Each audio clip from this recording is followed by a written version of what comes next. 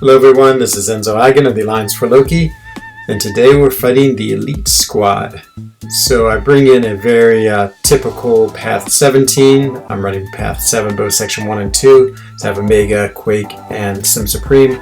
Pretty much a good general team for almost any fight, and I never know what champions I'm going to fight against because of course they're hidden, so I want to bring the most diverse team I can in.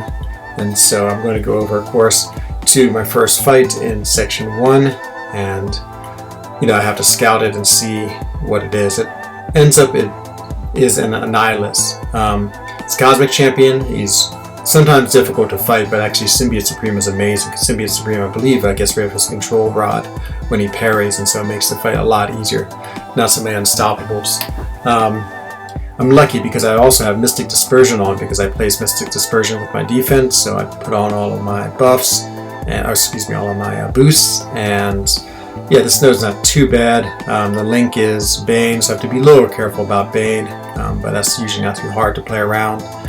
And other than that, I just want to try to, play slow and steady. I'd rather deal with his SP1 than his SP2, so I'm going to try to bait that every time he gets to it. The first one, very successful. I don't counter it, which I often counter it, but I think because of the Bane timer, I felt like it was better to sort of wait and let him come in and parry, and then I could be able to get the Bane back on him. Same thing again, he actually clips me with the SP1 right as the Bane timer was expiring anyway, but it throws the Bane on me, so I immediately throw my SP3 just to get him back off away from me and to put the Bane back on him, so that works fine. And now again, he's in sort of his overpowered mode. He has all three blessings going. I have 5 bleeds on Annihilus, and it does get the Bane back on me, but luckily I managed to get it back off of him, and now I'm in control of the fight, and that's it. So it went reasonably well, as opposed to getting, except for being hit by that SP1, but other than that, more or less as planned. So that's the first fight down, and then again on the second fight I'm going to need to go up and scout it. This one I get luckily enough to have unlinked, so I'm waiting for Wally, who's right below me there, to do his 2 fights. Actually, and he's waiting for Cam because we have to use our backup to take care of that core since he doesn't have the right champions for it. But of course I go over, scout, figure out who it is. It's Dormammu. Dormammu is always a little bit difficult because he puts that degen on you, which is always annoying.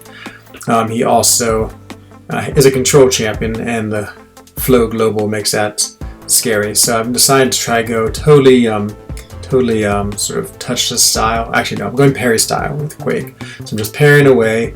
It is adding up on the blocks, and so at 10 blocks, this node he becomes unblockable. So I'm at 6 here now.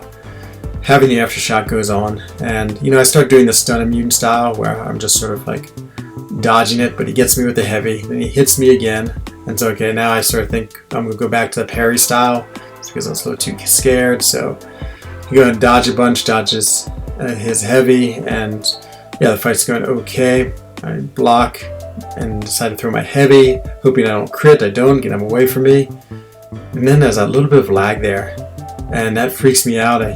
He hits me through his block as it becomes unblockable, and then I just totally panic and just start attacking him as hard as I can to try to kill him. And by some miracle, I managed to kill him before he kills me. So that was a really nerve-wracking fight. It just got out of control, and that's the hard thing about Quake is you really have to be disciplined to stay in control and concentrate and not get freaked out. So now I'm off to Section 2. So Section 2, once again, scout my fight, and it's magic. And so this is actually a very similar situation to the Dormammu I just fought. She does start with 1 bar power, so I need to bait that out first, and then after that, I just need to play control. There's no unblockable after 10 block hits, so I don't have to worry about that, so I can use more of the parry style with her. But again, I just need to be really careful. And so yeah, this fight I'm trying to just be calm, play steady, and so it starts off great. She backs up, and then there's that little weird, like I'm walking forward when I did my heavy there. I'm not quite sure what that was. Been hearing about dropped inputs, but I don't know what it was. Okay, and so now I'm all set. Got her on my first aftershock, back against the wall, so I'm going to try to start playing well. And then she gets me with her heavy. Oh, so annoying, And so hits me again, then off combo, I throw my special, I'm a little bit off control, and I'm like absolutely panicking there. You can see I do those dexes when she's in the aftershock. But I get the fight under control. Okay, I'm feeling okay. Should be able to survive, and I get another aftershock, and she goes down a lot, and okay, everything is good. And getting my evade style going, and I get hit again. Now I'm at 1%, and so now I'm really in big trouble. And I sort of panic block, thinking I could parry her and maybe get her to the stun and the aftershock, but it just kills me. And so, death. So I was doing so well. Like for first 3 fights with Quake in the War series, I won. And then I think I'm 1 of 3 in the last 3 fights, so not so great. So I'm like 4 out of 6. Anyway, I don't feel it's necessary to revive Quake. I just go ahead and go in with Omega Red, and a little bit worried about the control. The global flow, and there you see she's getting the power flood, but I can turn it off with a stun. And now I'm just trying to get on as many degens as I can, and then I see at this point I can just sort of attack into her, let the degens do their work, and that is the end of magic. So I find magic here a lot. I mean, she has that 5% increase, and so with her limbo and her the degen she puts on with that, it can be a pretty nasty node, because as the 5% add up, she's getting power a lot of times. So I think this is the end of my fight. So, but then it turns out we have a pile on the boss order. So this happens at the end of wars that we're winning by a lot or losing by a lot, where we just go and kill the boss with any means necessary. So I'm just told, go use your champions and do what you can.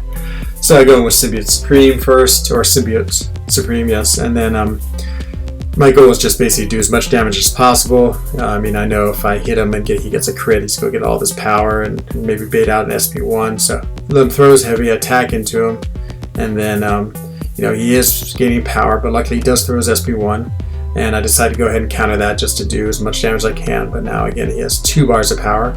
I charge in after his heavy just to do some more damage, and he counters with the SP2. I feel a little on the quick side, so I thought I had some time, but apparently not, and I totally die. And so I think I did a net of 0% damage, which is not great. So that leaves me, of course, with Omega Red, and so again, I'm just trying to stay as close as I can to him, do as much degen as I can with my death spores and my death field, and just hopefully just get him down more than 0%. And so I go and I actually get a sort of sneaky intercept. It's just more like muscle memory kicking in.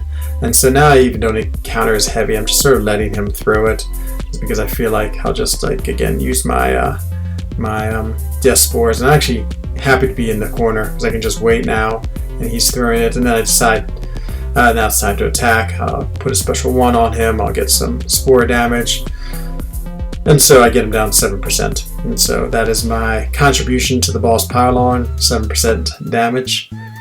So overall, we did well. We won this war very easily. I think we're still at the stage where, since our war rating is relatively low, that we're still fighting alliances that are weaker than us, but it's going to change soon. Every victory means our war rating is increasing, and that means we're going to have more difficult opponents. But it's good to win one, always good to get the shards, and yeah, hopefully the next war video I will not die, and they'll be much happier for me. So I hope you enjoyed it, and I'll see you next war. This is Enzo Eigen of the Alliance for Loki, wishing everyone a good evening. Bye-bye.